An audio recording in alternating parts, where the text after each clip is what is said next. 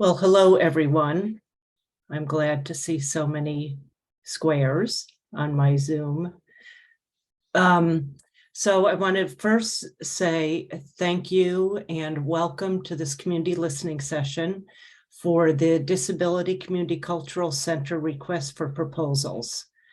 So before we get started, we have some housekeeping and accessibility information, and Sara Hofverberg from DOS will speak to this. Okay, good morning, everyone. My name is Sarah. Couple housekeeping items, like Melissa said. The first thing is closed captioning is enabled. This may be accessed using your toolbar.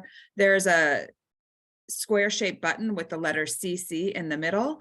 If you don't see that box, you can click on the 3 small dots on the toolbar and choose captioning.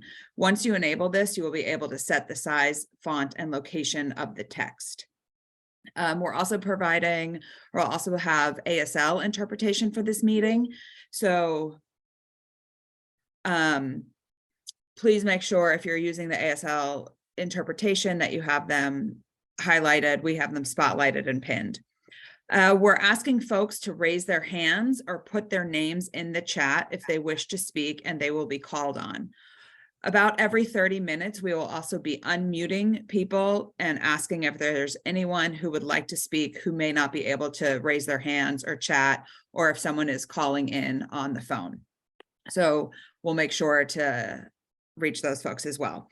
And then Melissa, are you going to talk about the timing, or do you want me to talk about timing? You're muted. You can go ahead and talk about that. Okay. In order to give everyone the opportunity to speak, we're going to ask folks to limit their time to 3 minutes. People will get a verbal warning when you have 1 minute left. And then if there is a kind of a conversation or a back and forth that develops during that time, we'll give you kind of a 3-minute warning and ask you to complete your thought. However, if the conversation isn't done, you will have an opportunity towards the end of the meeting, once everyone is able to speak, to go back and we'll revisit those conversations. Yeah. Okay, thank you.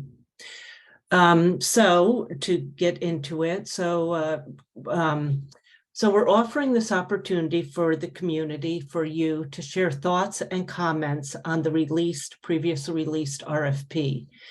Our plan is to re-release this RFP in the next few weeks. While we appreciate and welcome your comments and input, this is no guarantee that suggestions will be incorporated into the RFP or used in any other way. Our contracts department will be recording this session for internal use only. Neither program nor contract staff will be responding to your comments, and no questions will be answered. Thank you very much for your interest in this process. And as Sarah mentioned and talked about the time frames, we really want to give everyone who wants to speak to this the opportunity to speak.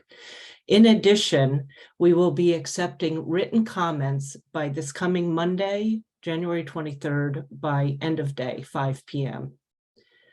And I just want to confirm, Ella, who those comments will be sent to, or perhaps you can put that in the chat, the email to which the comment should be sent.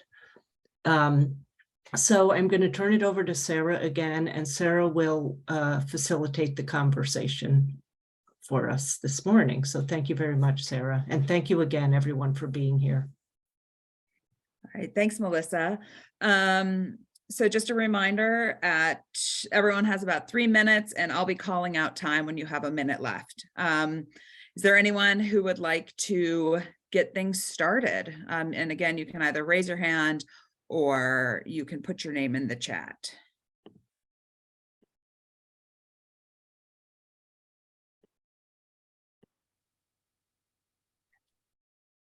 And I'm just gonna really quickly, Ella just asked if people can send comments to Ella, ELLA, .lee, LEE, @sfgov.org. And also, this is just a reminder that I didn't mention earlier, if everyone can please speak slowly and clearly, this assists our closed captioning, and it also helps with interpreting. Thank you.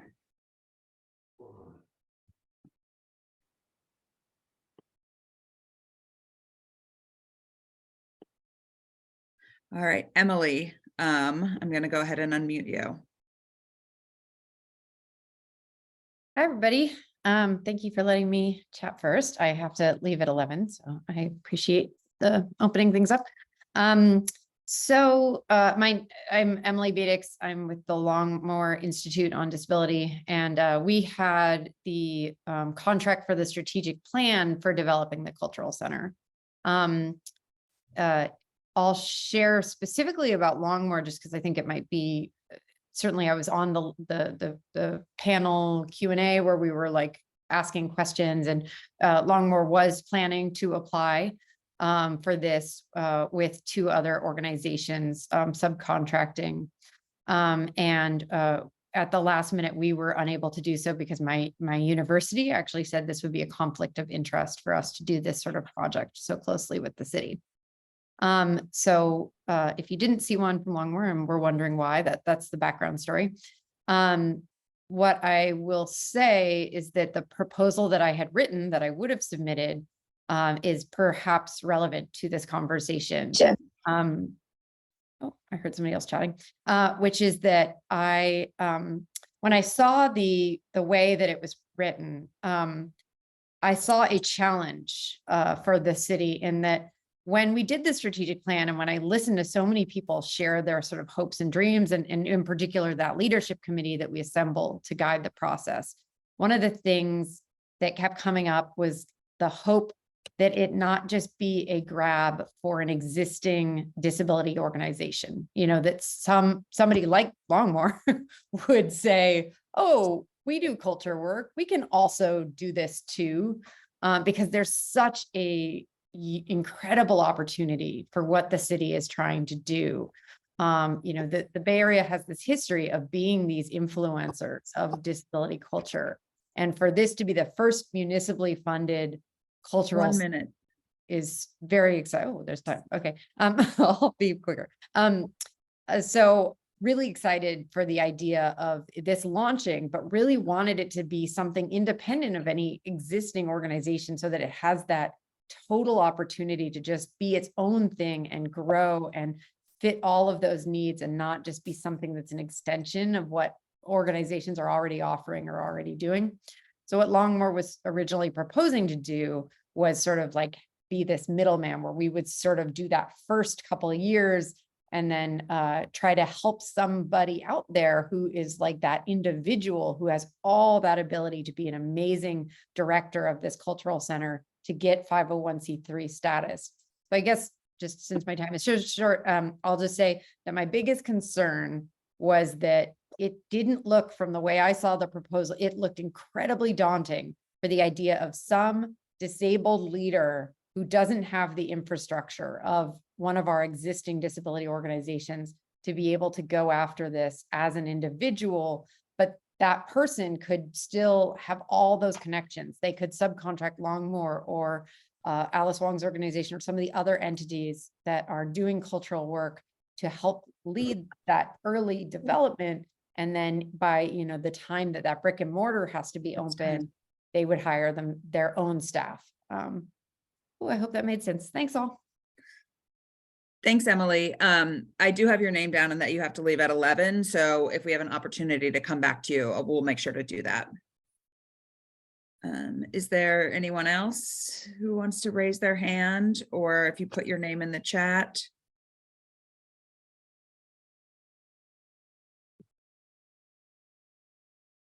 Not seeing anyone.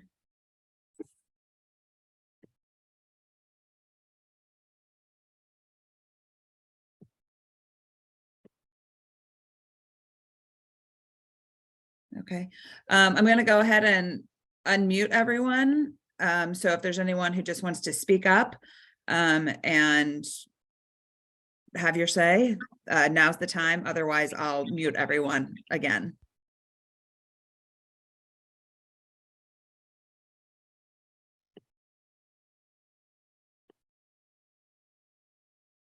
All right, I'll go ahead and mute everyone again. All right.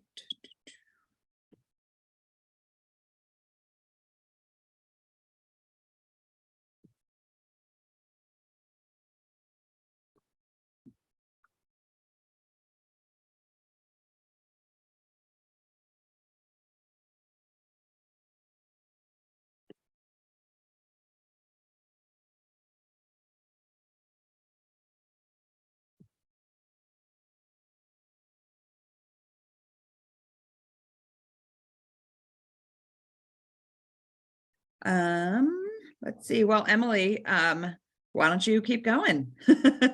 We've got some time. Thank you. Sorry. So the other thing I would say is from an organizational standpoint, having like before the university vetoed things, I was crafting that budget and really laying it out. And, you know, when I first saw 4.5 million, that felt huge. But as I really started to create that budget as an organization, thinking about like, well, we would have to handle our costs, but also this is something new. So, you know, a new executive director has to be hired and security for running that final and all of the funds for building the space and all of the assistive technology that and infrastructure that we'd want to put into that space to make it that exciting, accessible opportunity. That funding went really fast. So as big as that number seemed, it did feel very, very tight from an organizational standpoint, which is also part of why, like, my vision for what I would love to see is that it is just sort of a couple of individuals who have all the dreams of starting a nonprofit, that this gives them that boost and opportunity, but that it not be an existing organization. I think that's all I've got to say. Other than that, Alice Wong created the most amazing list of ideas for what this cultural center should be. And whoever ends up getting this contract should compensate Alice Wong for that list, because it is so incredible and extensive and really fit with what I saw happen in the strategic plan step for like what some of those how to put those dreams into actual programs and activities.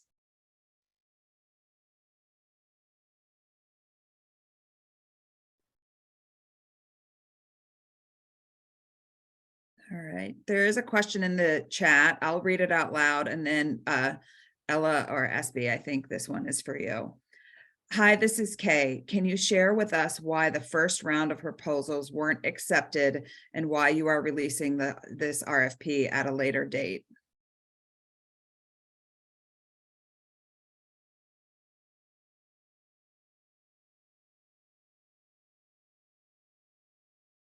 The first RFP was not, the PDF was not accessible. And so we reissue the first RFP. Okay, thank you, Ella. And then there's a question, is this for SF area only or open to Bay Area?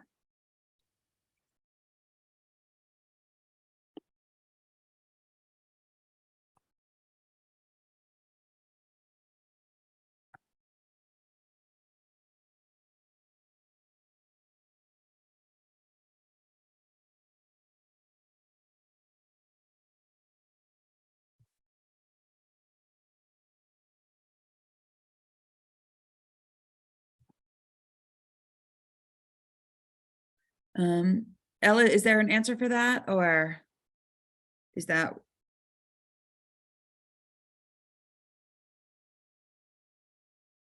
Is it for SF area only or open to Bay Area?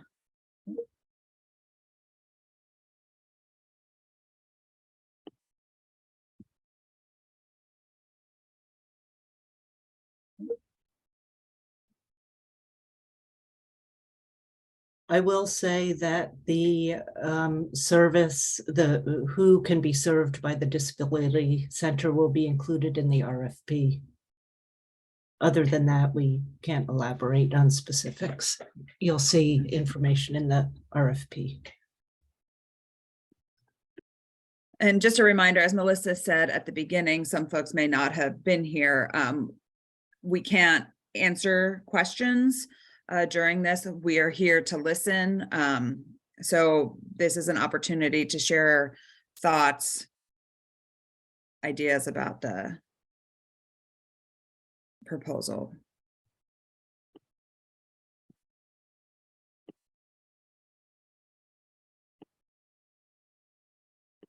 And let's see, we'll go, I've got a couple hands raised. We'll go Mike and then Jessica. Hey, good morning, everybody. Hey, in Emily's comments, I heard about the challenges of taking on such a large project for perhaps a smaller organization. And I'm wondering if people might help elaborate, like what examples of what some of those challenges might be in taking on an ambitious project like this. And then maybe if there are examples of where collaborations or other supports have been put in place to help support smaller organizations or others to take on something like this.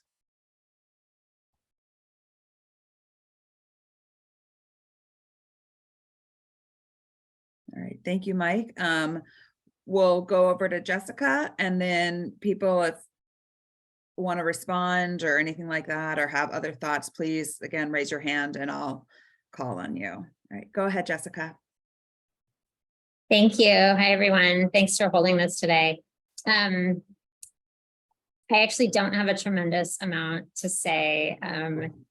Senior and Disability Action has not been interested in applying, but we very much want to support this project and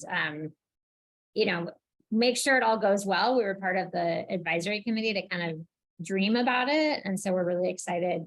And I just want to kind of support and reiterate what Emily was saying about there's just so many different ways to look at it, and I appreciate that. I know folks at DOS have talked about wanting to do more to reach disabled people in San Francisco, and that nobody's quite sure what that looks like. And so I wonder if there's a way to add some language to the RFP that just kind of makes clear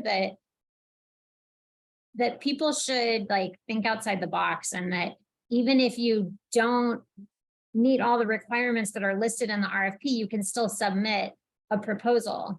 And I saw recently, and so SDA started adding to our job announcements a thing about kind of people who may not think they're qualified for a job should still apply, and recognizing that, it may be cis, white, non-disabled men who feel the most confident about qualifications, and that if we want to get different kinds of candidates with life experience, we got to remind people and encourage people to go ahead and put something in. So I feel like there's probably some kind of equivalent that's tell us what you want to do, even if it doesn't exactly meet all the requirements. And then ideally for the review panel to have the direction. I don't know how to do that, right? But some way to kind of be open to considering something that does stray a little bit. And on the funding issue and the issue Emily points out about at some point it seems like it would be great if the Disability Community Cultural Center is its own thing, and it has its own management and operation, and it's not necessarily part of another organization. It collaborates with all the other organizations, but isn't kind of beholden to any of them.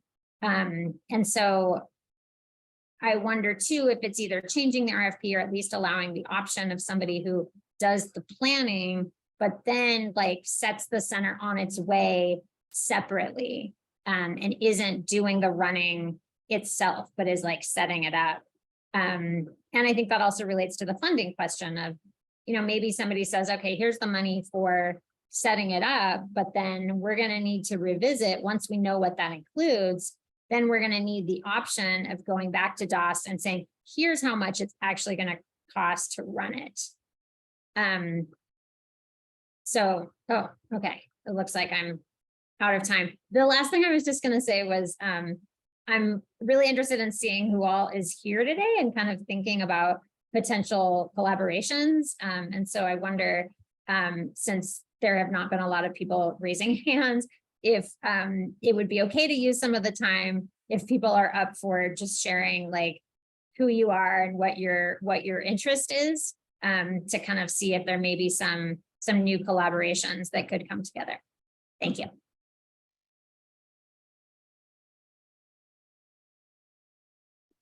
Thank you, Jessica. Zach, I have you next. Hi, thank you. My name is Zach Carnazes. I'm a disability advocate, wheelchair user, human rights advocate based in San Francisco. Happy to be here. I'm really glad this is happening. I've spoken up at a number of meetings and to ADA coordinators across the city urging this kind of a meeting to happen. I really hope this is not the only one.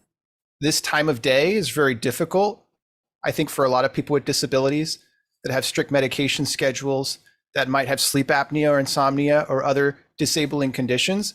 And so I really, really, really want to plead that you all have another one of these in a different time of day to reach a different audience or participatory group, I should say. The Disability Cultural Center, I want to say first, I really agree with everything Jessica Lehman just said.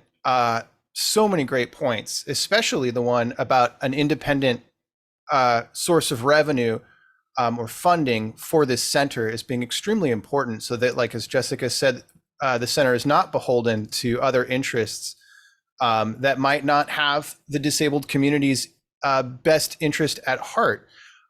But first and foremost, as I've said multiple times, this center needs to not be a linkage center, not be a linkage center. We do not need a place that's resources only, a bunch of nonprofits, with their glossy signs saying, go here, fill out this form, do this, and we'll help you, you pathetic, needy little disabled person. That's not what we need. That's not what we want. That's usually all we get. What we want is a space where disabled people can connect, get to know one another, have a cup of coffee, have a couch and some chairs, have a way that we can connect via Zoom or another remote option so that we can get to know one another. We live in so much isolation in this city. I barely get to meet anyone that's disabled because we are siloed out based on our disability, based on these organizations. They don't want us to know each other. And so I want to connect with my community. I want to do it in a relaxed, calm setting. And yeah, the resources can be there too, but that should be secondary to creating a cultural center where we can celebrate diversity, we can celebrate our uniqueness and our sense of humor, our artistic endeavors, and all the rest. Thank you for setting this up. I really hope you have another one. I'm also a journalist and I publish articles on disability in the Street Sheet newspaper and other publications. I'll post some info in the chat and my email. Feel free to follow up with me if you are also interested in seeing a vibrant cultural center and making that dream a reality. Thanks. Thank you, Zach. Melissa, I have you next. Thank you. I just wanted to clarify one statement from earlier, and I apologize that it's out of order, but there was a question about the SF or Bay Area for the Disability Center. And who will be served by the center is included in the RFP, but I wanted to clarify that anyone from anywhere is eligible to apply. That was it. Thank you. SF or Bay Area or broader. Thank you. Thank you, Melissa. Let's see. Is there anyone else who would like to share, speak? All right, Emily, go ahead. It'll be quick. Just that the timeline, I heard many people just saying like, wow, we waited so long for this to come up and then to have it be so fast. And even with the fact that we got a little extra time because of the inaccessible RFP that was shared, it was just so very fast. So this is going back to Mike's comment about like, what were some of the obstacles that made it seem like, wow, this would be hard for not a super established organization to apply. That was one of the biggest things, is I was like, this proposal is a beast and I could have done it, but I would have had to drop every other commitment that I had to make it in that timeline. So I think in particular, trying to think about like the idea of crib time and like allowing a little bit more. I mean, whoever does this is going to be making a 4.5-year commitment of their lives. Just not being afraid to like let the RFP be open for a little bit longer would have potentially seen a few more applicants. Thank you. Thank you, Emily.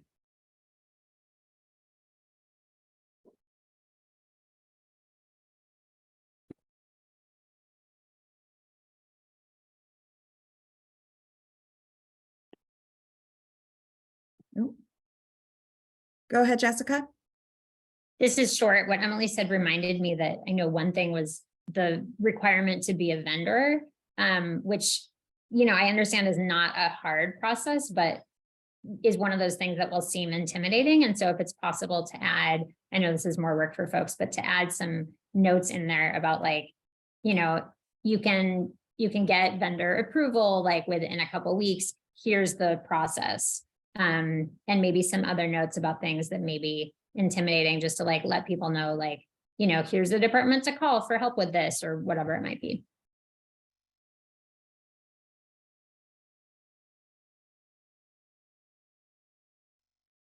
Thank you, Jessica.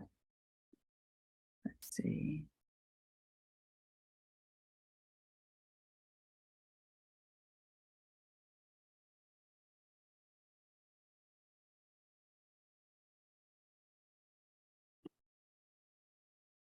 All right, I'm going to go ahead and unmute everyone, just to see if there's anyone who would like to speak.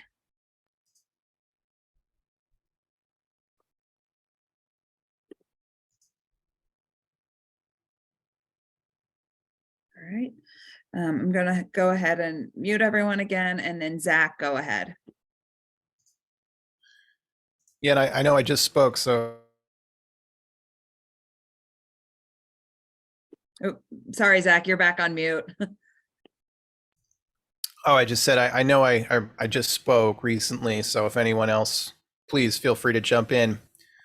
One thing I wanted to ask was if there's been any consideration to having like a paid focus group to get more input around this cultural center.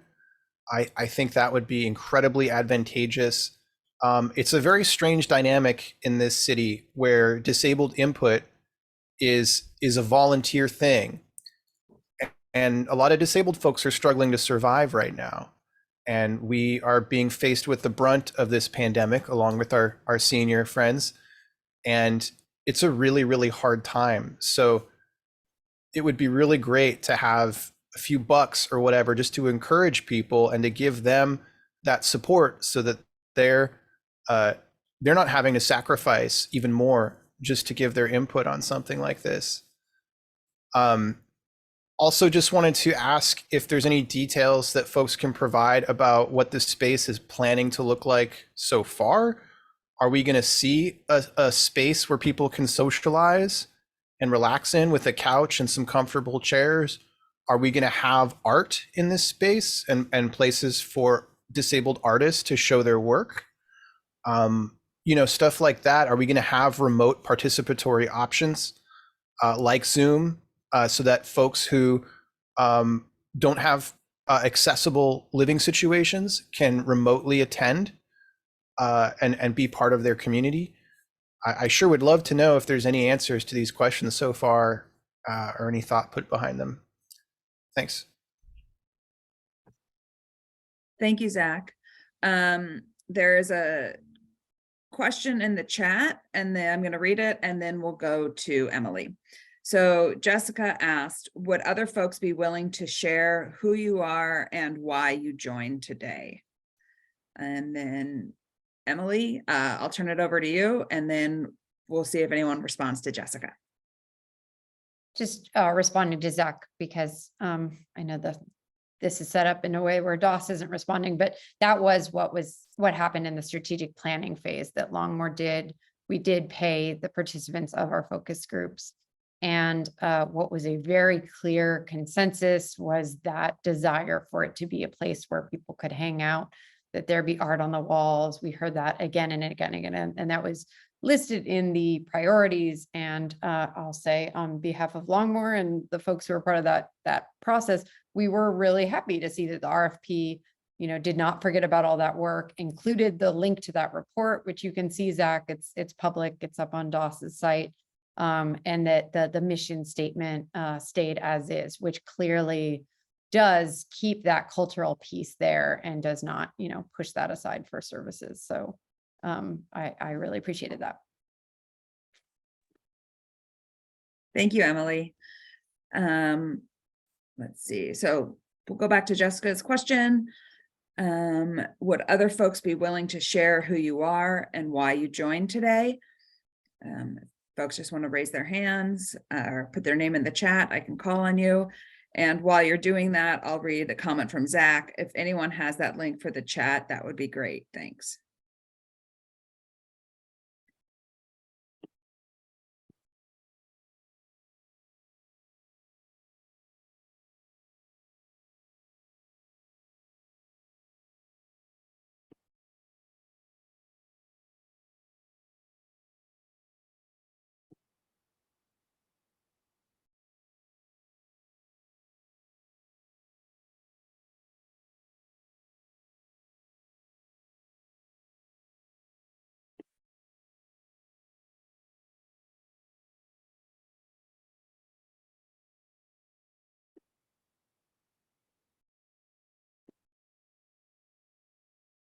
Okay, I'll go ahead and read some of the comments in the chat. This is from Ariana Cernius. Sorry if I'm getting that name wrong. No, you aced it. On behalf of the Kelsey, I can attempt to answer that one. It's anticipated that DCCC will have areas for artwork and Zoom and other activity enabled. Appreciate everyone who joined today. Zach commented, also thank you to Longmore for making sustainable options for participation, means a lot. And Emily added that link to that report in the chat. So that's available for folks.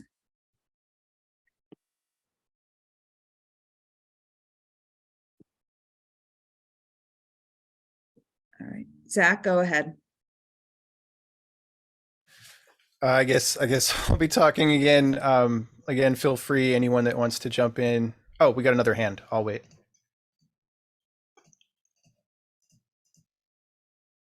Sorry. Thank you, Zach. I'll bring it back to you in a minute. Helen, go ahead.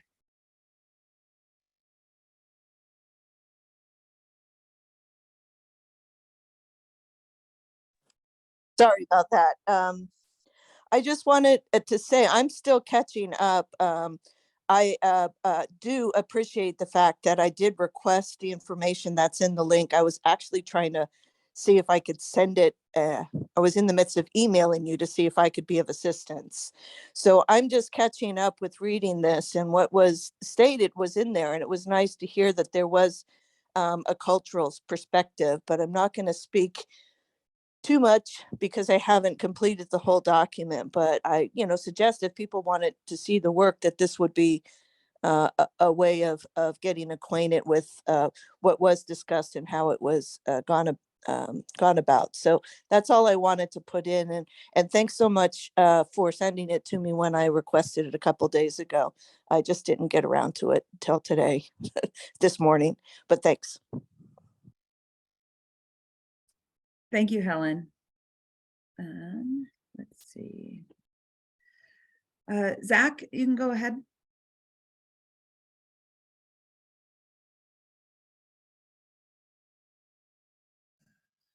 Thanks. Yeah, I was wondering if there's any information about the planning stages or the start of construction for the space.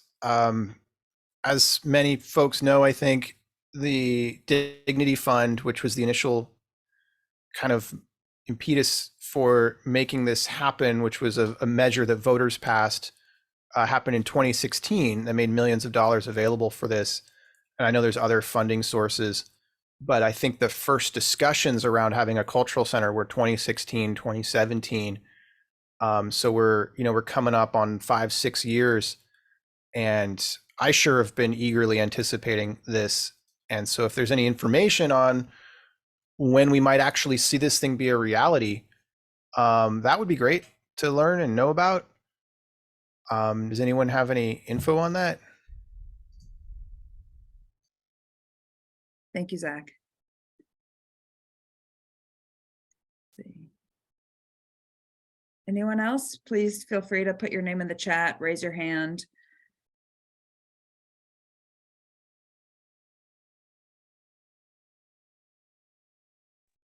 Hi, everybody. Ariana from the Kelsey here. I can try and answer that one. We're still putting together our schedule, our official schedule for, anticipated completion of DCCC. We're actually still closing the project right now, the Civic Center project.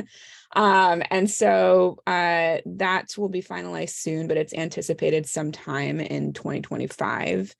I'm sorry, in 2024. I'd say, like spring to summer 2024, this should be completed. Thank you. Mark, I saw your hand go up. If you want to go ahead and have 3 minutes. I'm Mark Moser. As many of you know, although based in San Jose, I have done activism in San Francisco and elsewhere over the years. And this is just so typical, a measure of how disadvantaged we actually are, that we can't find an organization, we don't have an organization with the resources to put this together. The one that thought it might have been able to do it got squashed by administration, and here we are. They're basically having to assemble such an organization from scratch. I see some of the resources out there that if we brought them all together, that could be do it, but why do we have to do this? No other disadvantaged group is this disadvantaged.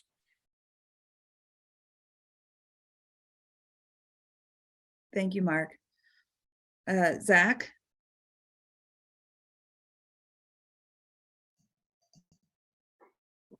Yeah, I'm having some connectivity issues. Hopefully you can all hear me. I agree with what Mark just shared.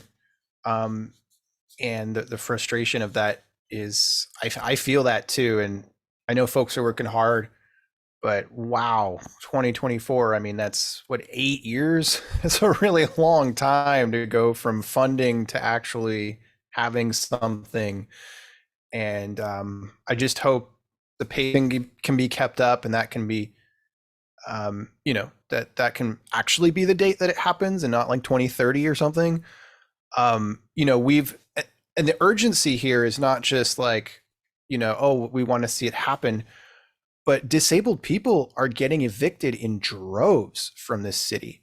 The last study by the Eviction Defense Collaborative showed us and people of color as the highest minority groups, like basically tied for mass eviction in this city. And I see it time and time again where disabled people don't have the resources, don't have the physical capacity to defend their rights in housing, and the brutality and stigmatization from property owners.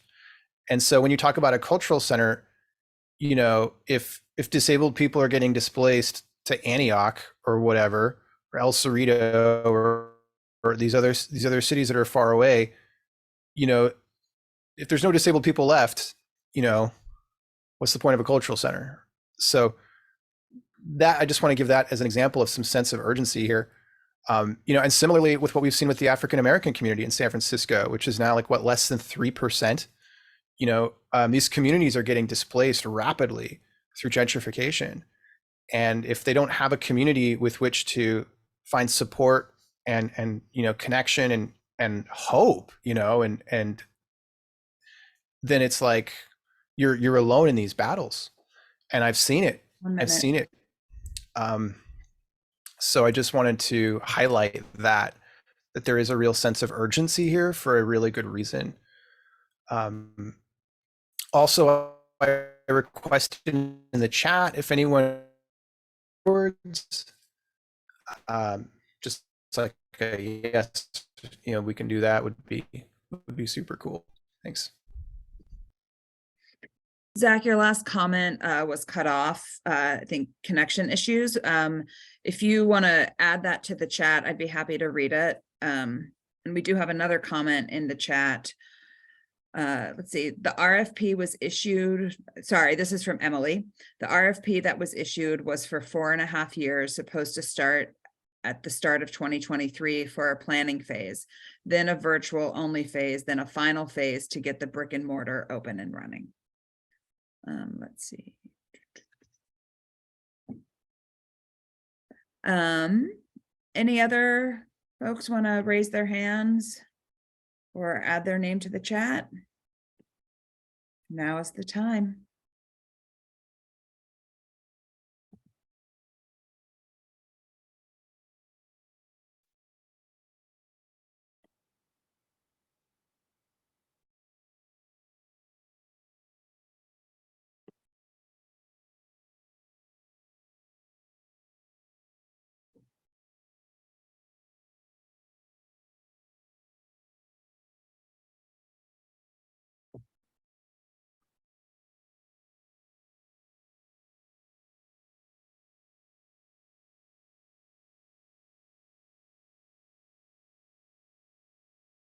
Okay. I'll just remind where there are a couple questions in the chat, I'll go ahead and read them out, but just a reminder that DOS cannot answer questions. Let's see, I just requested if someone, this is from Zach, I just requested if someone could send a copy to my email of this meeting recording after, please. And also, what's an RFP? Mark responded, request for a proposal.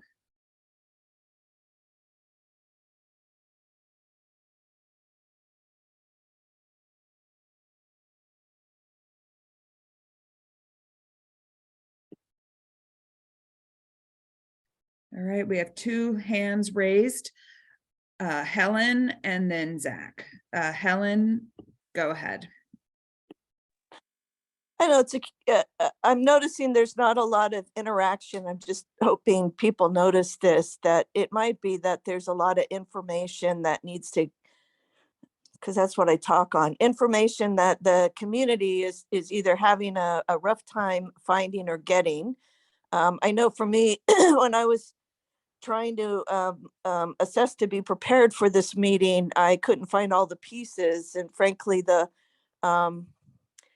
it makes me hesitant to participate because I know that I don't have the full information because it's all in different pieces. I do appreciate that I was able to get the RFP, but as you can see, I was trying to get up to speed just when I got it just prior to this meeting. I don't think it's lack of interest that people aren't interacting with each other. I think there's a lot in this room that's just not being said because we're missing a lot of important information. I do think from a standpoint of looking at all the skill sets and assets in our community, we have some amazing ones. And I guess for me, all I want to do is raise this up a bit here, because this isn't an easy thing to figure out as a community. And I just want to say I appreciate that we're attempting to do this. And I think it is important that we continue to make these attempts to get to that successful area. All I know is you have to keep on going, and it's not easy, but let's raise each other up. So I just want to raise us up for being here. That's all. Thanks. Thank you, Helen. Let's see. We'll go. Cindy has her hand raised. We haven't heard from Cindy yet, so we'll go Cindy and then Zach.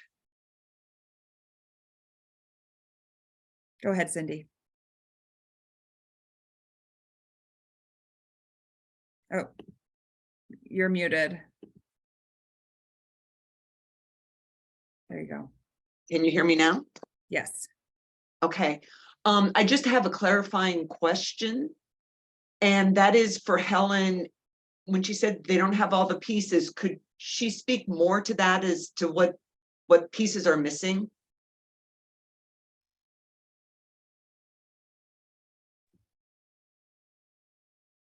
Thank you, Cindy. Helen, go ahead. Yeah, just to help out a bit, there's accessibility is one of the biggest issues with pieces, but I know things were that I've read so far accessible to a screen reader. But let's say when you're trying to hunt down the pieces to get the picture of what is actually going on, that's a whole other story. For one, I'm a little bit more out of the loop because I had my own family emergency situation for the last 3 months. My mother, recently passed away. So I've been out of the loop on being able to follow things. We don't have enough people in the disability community that's able to stay on task to one thing. So the piece is missing is it's really hard to locate the information. I mean, even when the invite came out to this meeting, I was trying to find the information and it wasn't clear what all the pieces were. And it's obvious because I wasn't in the know on a few meetings, but I didn't have any notes because once you're out, you're out. You can't keep up with it. So I think it's something to consider in our community to figure out how we could provide more information to each other. But even the administrative and the city areas, I have to be honest, they aren't. And it's really hard to state the reason why you be included and added to that when it's an insult. When the location of it is difficult. Websites are being changed, things are being flipped around, search engines are different. And I know this is the boring stuff, but coming from a technical end, this has sort of been my wheelhouse of trying to figure out. And the more the information isn't, I'm talking two things when I say accessible, easy to locate, and accessibility. You still have to worry about those things when you request it. Thankfully, what I received was had accessibility and good reading order with my screen reader, but that's also questionable. Part of it is the digital issues that are leaving people out. And that's just sort of what I've been talking about around town in these areas. But with that being said, it's really hard to get consistent information that you can follow. When you're working on something, you know what everything is, but when you're somebody in the community, it's another story. If you're not following all the pieces, it's hard to put it together if you don't have a cultural center to go to in the first place to work it out. And I'll just leave it there. Thank you, Helen. There are some comments in the chat I'll read, and then, oh, Helen, it looks like your hand went back up. Is that? No, didn't put my hand up. I'm Okay. trying to find it on my screen reader. Sorry, you can take it down. I'll find it eventually. Okay, thank you. I'm going to go ahead and read some comments in the chat, and then Zach will go to you, and I'll call on you in just a moment. Let's see. Ariana answered regarding an RFP. RFP is just instructions and explanation on the opportunity and how to apply for it. We have some plain language instructions on the Kelsey's website to help make the application process easier and explain the different parts, if that helps. Jessica asked, maybe community folks would just introduce themselves.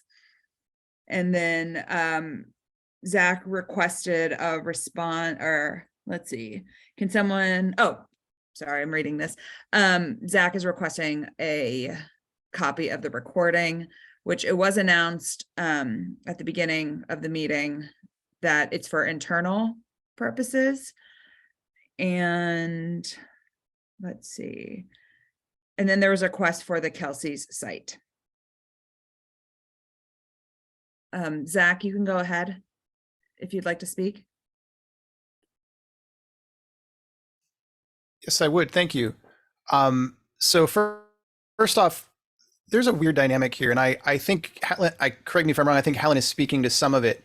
I really appreciate that she spoke up. So first off, it's really unusual for a public meeting for disabled people that is being recorded is not being offered to the disabled public to access, and that it isn't enthusiastically being offered, and that it's being kept for internal purposes. That is super weird and kind of sketchy, to be honest. And you can consider this my public records request under the Brown Act and the Sunshine Ordinance for a copy of this video, this meeting. And it really breaks my heart that I have to say that. That shouldn't be necessary, but that's actually a legal request, and I will be following up on that if necessary. So first off, that's weird. Secondly, I want to speak to what Helen was saying, because I think she's right on the money. The email that we got for this meeting, I only got 2 days ago, and it came from MOD, even though I've signed up for every list possible I could think of, and I've requested from ADA coordinators and all sorts of people from DOS to keep me in the loop on this. And from what I could tell, they didn't. And MOD is kind of, Mayor's Office on Disability is kind of picking up the slack. The email that we get that they forwarded, though, from the Human Services Agency is dismissive and not very inviting. Let me read some of it. It says, it talks about this RFP thing, which is frankly kind of confusing. And it says, we offer this opportunity for the community to share thoughts and comments for this RFP. We will be re-releasing this RFP in the next few weeks. While we appreciate and welcome your comments and input, this is no guarantee that suggestions will be incorporated into the RFP or used in any way. We welcome your feedback. Neither program nor the contract staff will be able to, of course they are able to, they're just choosing not to respond to your comments, and no question can be answered during the listening session. I mean, why would anyone 1 minute be that interested in attending an event that's phrased that way? That's kind of hostile and dismissive, and you're not even getting reimbursed for your time. And so not only that, but there's no documentation. It's not like, here are the links to learn about the cultural center. Here's where we are so far. This is the date we're planning construction. This is the great research that Longmore Institute did. Here's a link to that. There's none of that. So it doesn't shock me that people here might be feeling misinformed or uninformed, or not feeling like they have that enthusiastic support to be involved in this process. I don't want to speak for anyone, but it wouldn't shock me if people felt that way.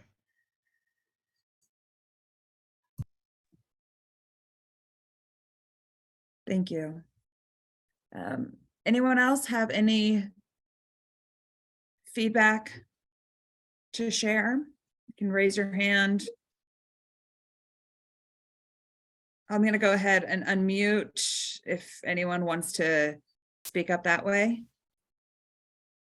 Okay, Mark again. I just looked at that RFP and it was issued in mid-October, and the deadline was 6 weeks later, before Thanksgiving.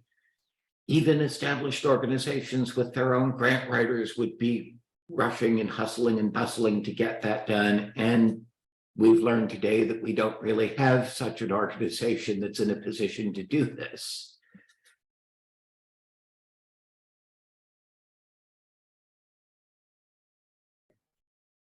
Thank you, Mark.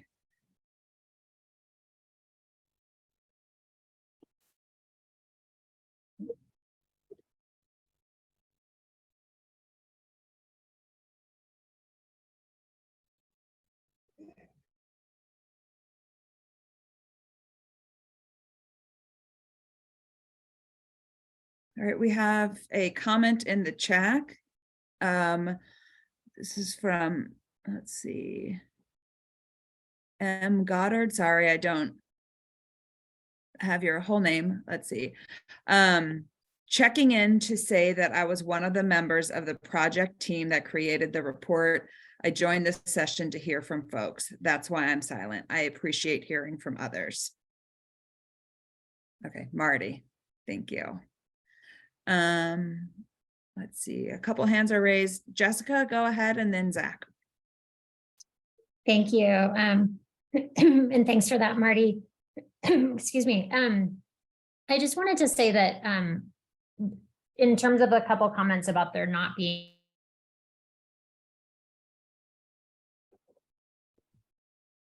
Jessica, you froze. It ended Oh. in terms of a couple comments. Sorry, it must be my internet. Can you hear me now? Yeah, just start again. Okay. So in terms of the comments about there not being anyone who is able to apply and take this on, my understanding is that there may have been folks who applied and who are ready to apply again. So I don't think we should assume that that's not the case.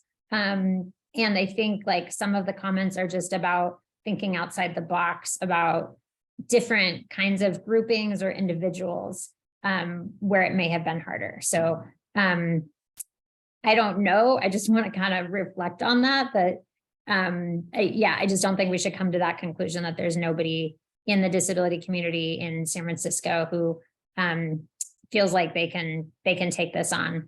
But I do think this is an opportunity for us to think outside the box and come up with some new groupings and new collaborations. So I'm sorry to, and I see Sherry just put in the chat bottom line, there are no proposals. My understanding is that DOS can't tell us that, but I don't think there's any reason to think that there were no proposals from the folks I've talked to at different places. Anyway, so I apologize for basically begging people to introduce themselves, but just in the interest of kind of getting a sense of what some of the new interesting collaborations might look like. That's why I'm really interested in hearing who's thinking about this and how can we not just share information and get information from DOS and from the city, but how can we talk to each other and do some really fun brainstorming? Thanks. Thank you, Jessica. We've got Zach and then Helen. I'll Go go ahead. after Helen. Okay, thank you. Helen, go ahead.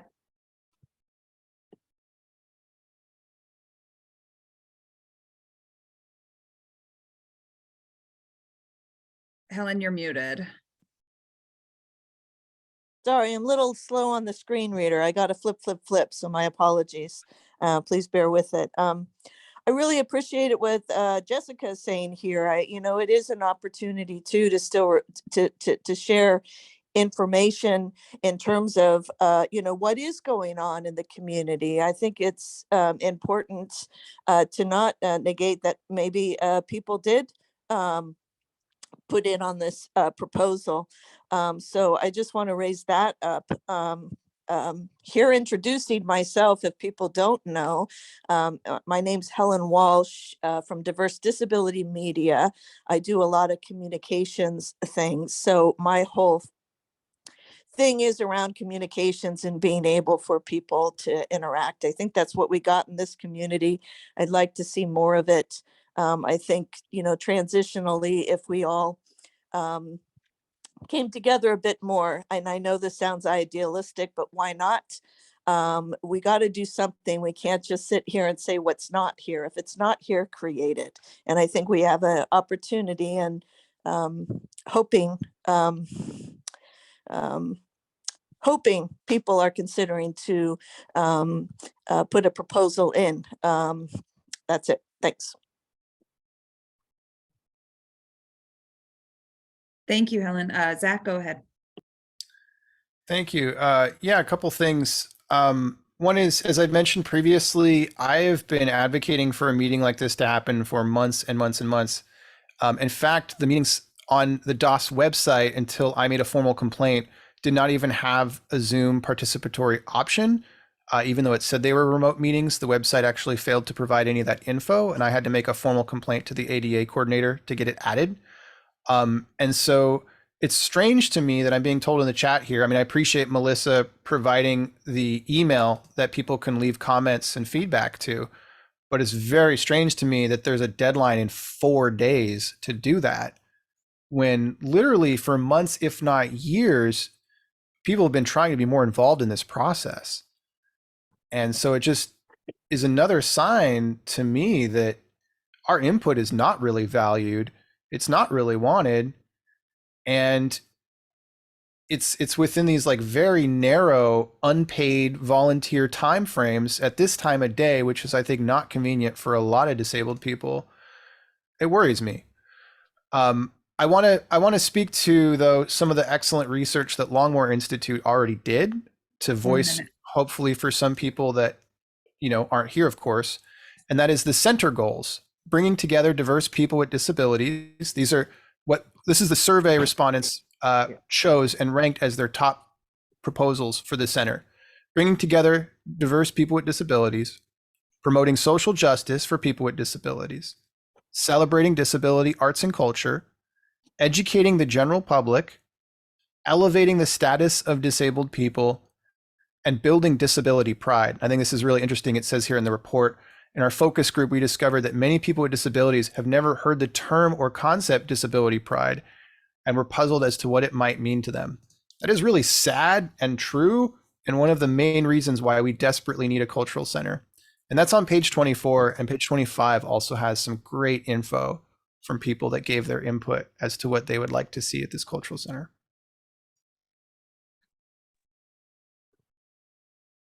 Thank you, Zach.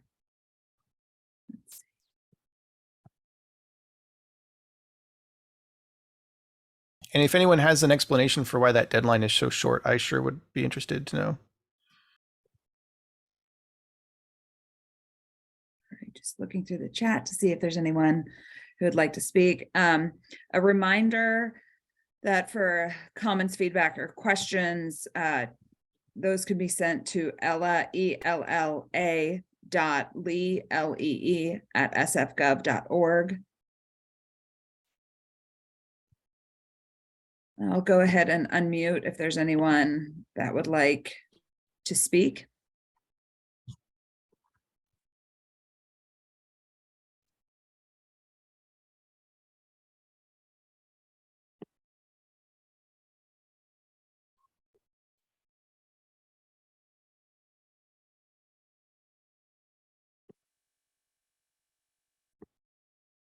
All right.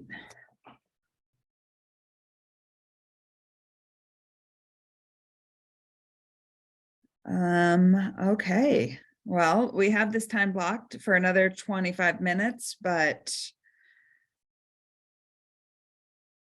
if, let's see, I guess last chance. Anyone else?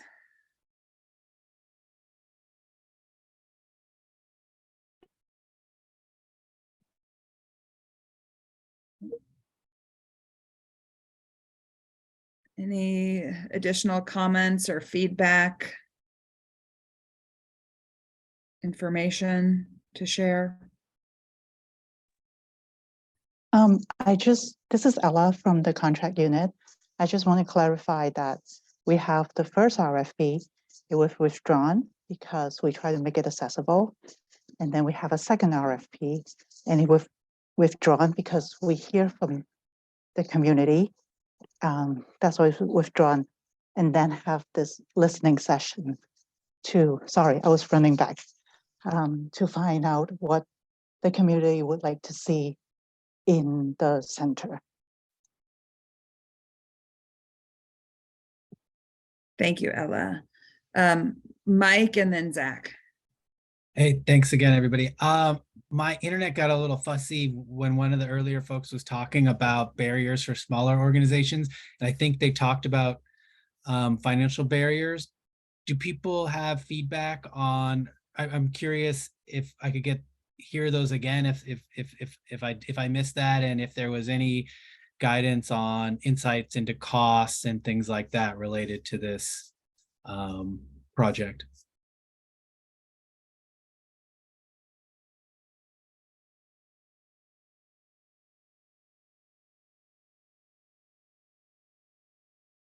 Thank you, Mike. If anyone wants to respond to Mike, please feel free to raise your hand and I'll call on you. And in the meantime, Zach, you're next. Thanks. And like I said before, feel free to jump in if you haven't spoke or you want to speak, because I've been talking a lot. And if I'm getting a little tired of my voice, I can't imagine what it's like for the rest of you. But I figured I might as well use this opportunity to highlight more of the Longmore Institute's report. Also want to thank Jessica for posting in the chat about the accessibility issue. I'm super interested in that. But I just thought I'd read, I think this is really interesting on page 26 of the Longmore Institute's report. It says here, exploring a little further, 3 options received the most, quote, very interested ratings and the highest weighted average scores. Disability education, which means disability studies lectures, disability awareness month, and ADA celebrations, disability history, heritage, and preservation activities, etc. Arts and cultural performances by and for disabled people, theater, dance, comedy, film, etc. And 3 was advocacy, education, networking, and training on how to advocate for disability rights. So those are the 3 highest scores. And I thought I'd highlight that because that, I think, is very much in line with what I said at the beginning of the meeting, what I advocate for, which is not a linkage center, but is a cultural center, right, that gives us opportunities to learn about our history and disability pride. And it's really exciting to think of what's possible. I hope we make it there. I also had one question. What would be the process? And this is really a distant question, but what would be the process? Like, let's say there was a library, like a lending library for disabled history. That would be amazing. We have almost no books at the main library on disability history. I know, I've spent a good deal of time hunting for them. And that's one, suggestion I want to make. First of all, that we have a lending library. That would be super cool. And if we did have something like that, what might be the process to include a book? Because I know some disabled history books that are not at the main library, and I think sure would benefit the community at large to have access to. Thank you, Zach.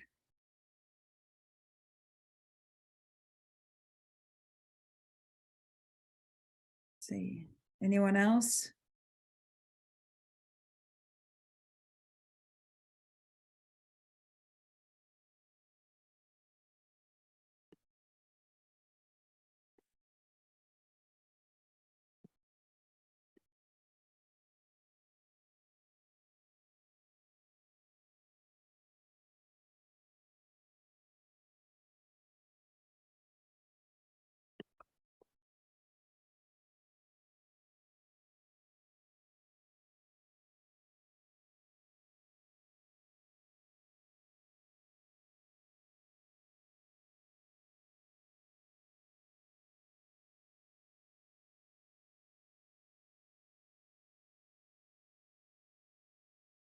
All right, raise your hand, name in the chat, and I will call on you.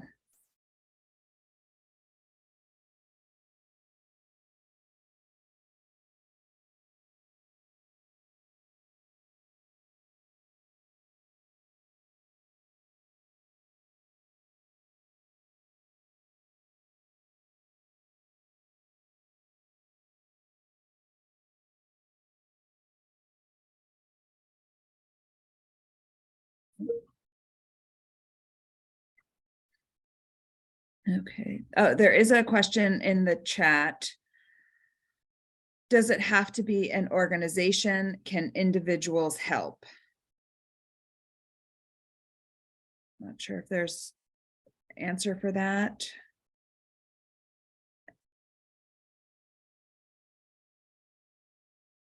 And we have some hands raised. Let's see, Jessica, go ahead.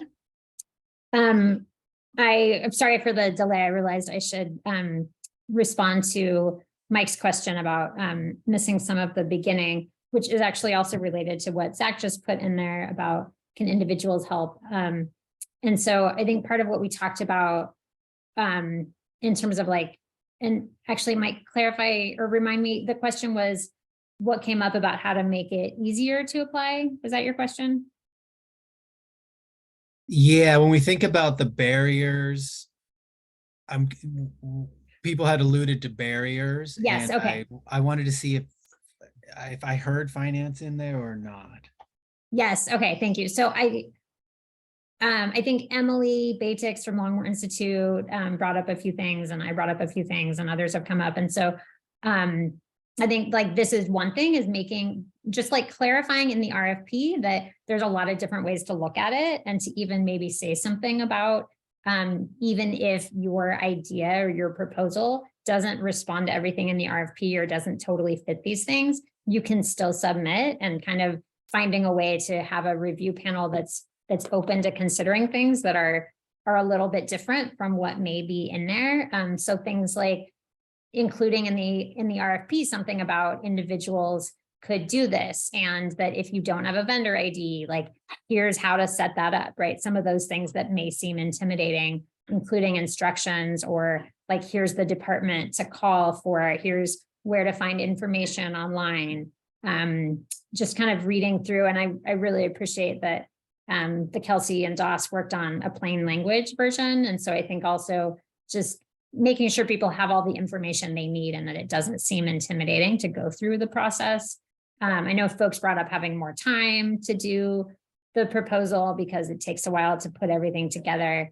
I think finances came up, and I don't know that any of us have a specific dollar amount, although I know Emily Batix talked about working on a budget and kind of realizing it was going to cost more.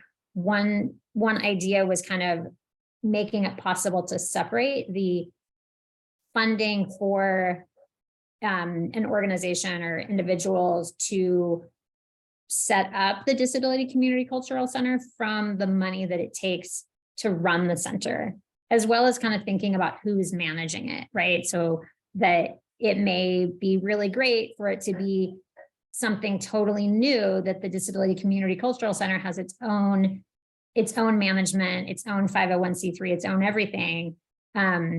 And so to allow that in the RFP, that could be what someone proposes, is they're going to set it up and support this new entity to develop.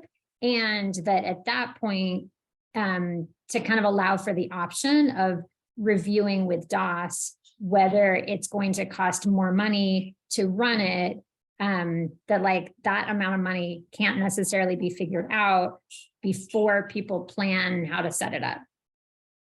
I don't know if that last part made sense, but those were some of the ideas that came up earlier. I hope that helps.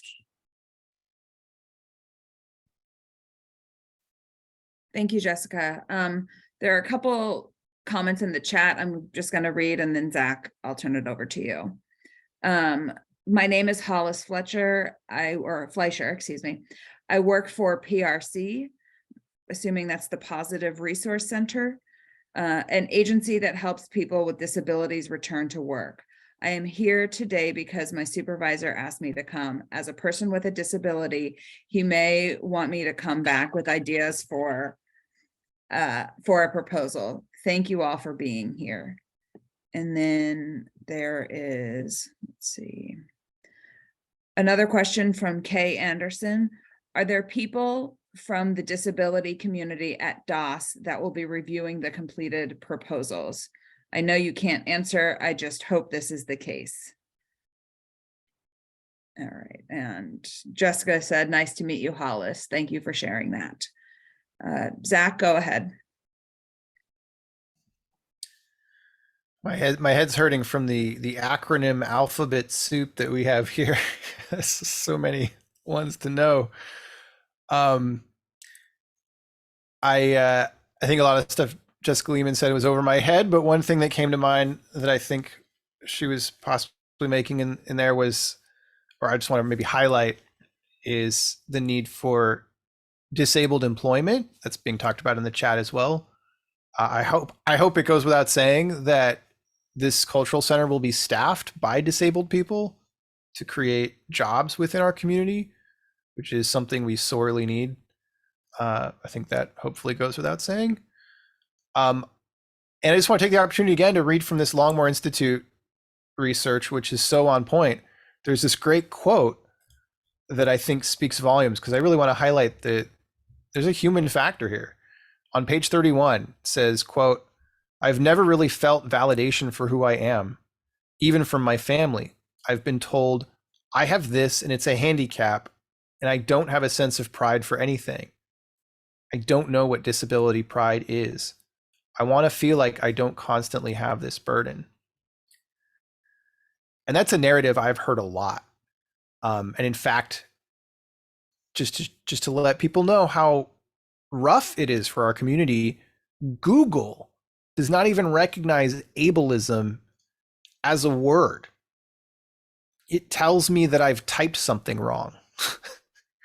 Let alone disableism, which is something that's being talked about more and more. We have it rough. And I think there's a human cost, right? And I think this is a great opportunity to start to address some of that in a really positive, cool way. 1 minute. And so I wanted to highlight that quote because I think it speaks volumes. And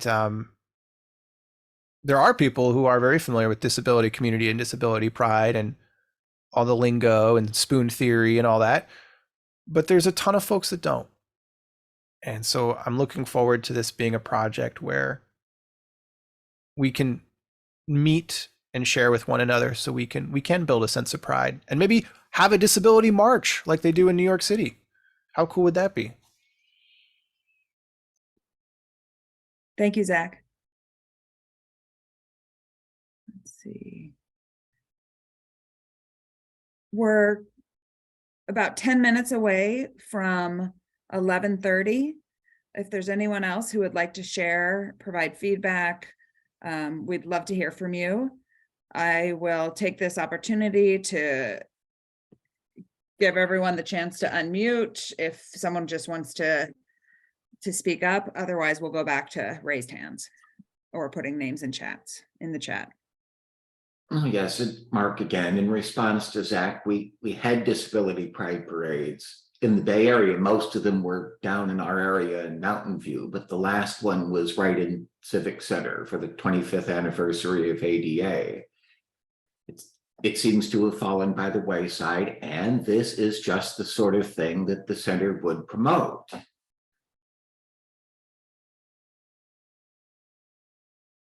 Thank you, Mark.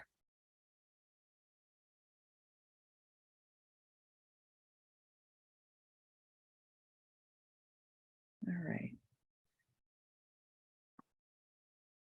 Final thoughts or feedback?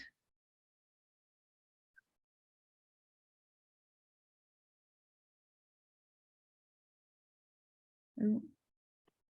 Let's see. Looks like we have a hand raised. Okay, go ahead, Zach.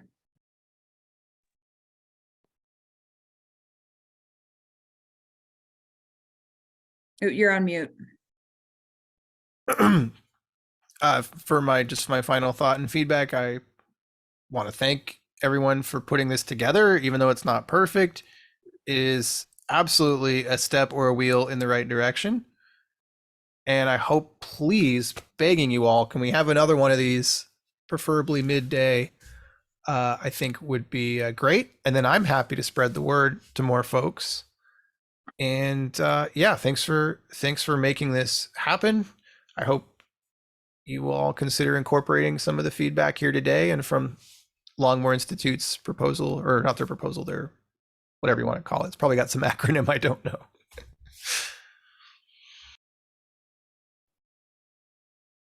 Thank you, Zach. And as we're winding down, I will just mention again that we can accept or would like to, any thoughts or feedback that may pop into your mind after this meeting. Please send those to Ella Lee at DOS. The email address is Ella, ELLA .lee, LEE at sfgov.org. So that's sfgov.org.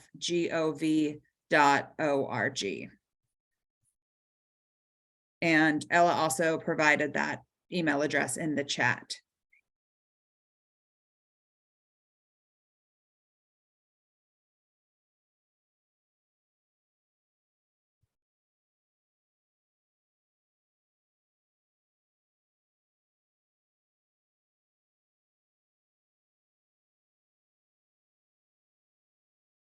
Let's see.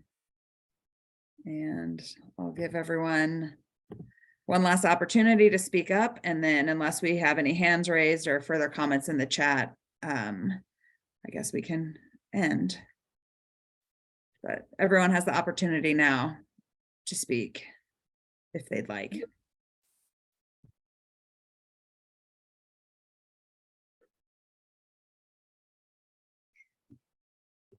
All right. Well, thank Just you. want so to ask, sorry, I just want to ask if there's an explanation for why the deadline's only 4 days for submitting input on this. If anyone has an answer for that, sure would appreciate it.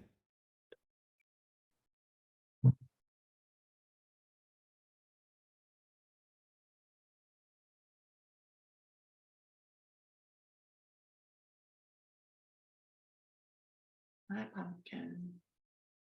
Just any sort of, I know, is it like that thing where people are not allowed to respond? Because I was just wondering why we only have 4 days to, like, if I want to have other friends and disabled community members give input on this process, like 4 days is not a lot. And I'm wondering if anyone would consider extending that further.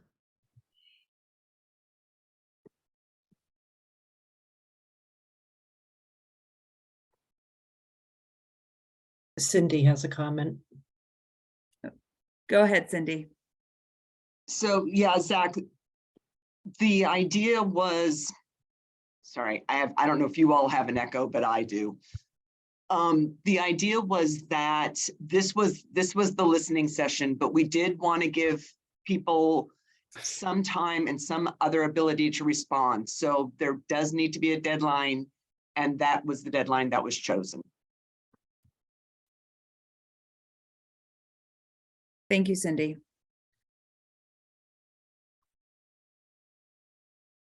My pumpkin. Okay. Well, we're at about 11:25, so it looks like that's, oh, go ahead, Zach. Yeah, I'll be brief. I know we're wrapping up here. I appreciate the response, but I just want to say that's super disappointing to give disabled people only 4 days from the listening session. And it really is another indication that our feedback is not valued and that our time is not valued. We're not being reimbursed for anything. You know, companies do focus groups. When they want to do a multi-million-dollar project, they pay people. And to not see that in this process, to not see that our feedback is with the email that I read earlier, which announced this event, which seemed very dismissive, and then to also hear that, you know, oh, we just, you know, the people in the organization need time to reply. Like, this has been going on, you know, this project's been going on for years. Like 4 days, really? You can't even give us a week. You know, I hope all of you that are in part of the decision-making body for this meeting and this process will really take to heart the lack of input here and the lack of attendance, and don't view that as a fault of disabled people who I think very much want to be a part of this process. But I think hopefully some folks will look a little more internally and critically at how this process can be improved, because I certainly see room for improvement. But again, also want to thank folks for even making this a possibility, because it's been a long way just to get here. So yeah.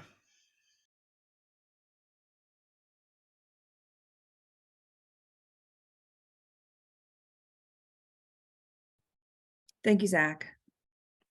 All right, well, it's 11:26. If anyone who maybe hasn't spoken or any final thoughts. Otherwise, just want to thank everyone for attending. And one last time, any thoughts that may come into your mind, or if you want to share any information, that email again is ella.lee@sfgov.org. All right. Thank you everyone for coming. We really appreciate your time and your feedback. Sorry, just a quick question. Can someone please provide the email or the name of the contact of where I would make my public records request for the recording for this meeting?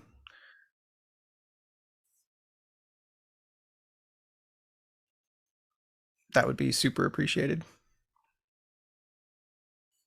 Zach, this is Ella. I can email you that email address later.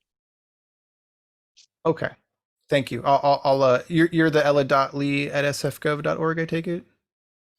Yes. Okay. Thank you so much. And thank you, Sarah, for facilitating this. I think you did an excellent job for what it's worth. Thank you. All right. Okay. Thank you, we'll end the everyone. meeting. Thank you. Yeah.